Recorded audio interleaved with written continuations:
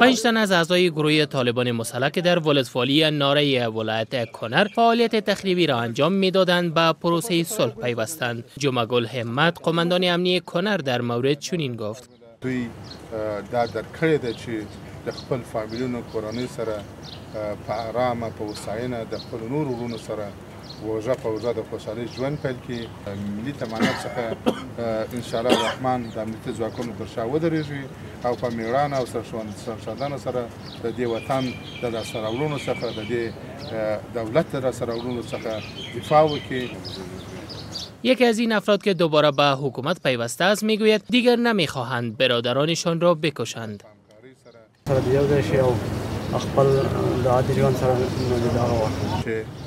قماندان امنیه کنر 2 تن دیگر را نیز بر رسانه‌ها معرفی کرد که وابسته به گروه داعش می باشند و از سوی نیروهای امنیتی افغان دستگیر شدند.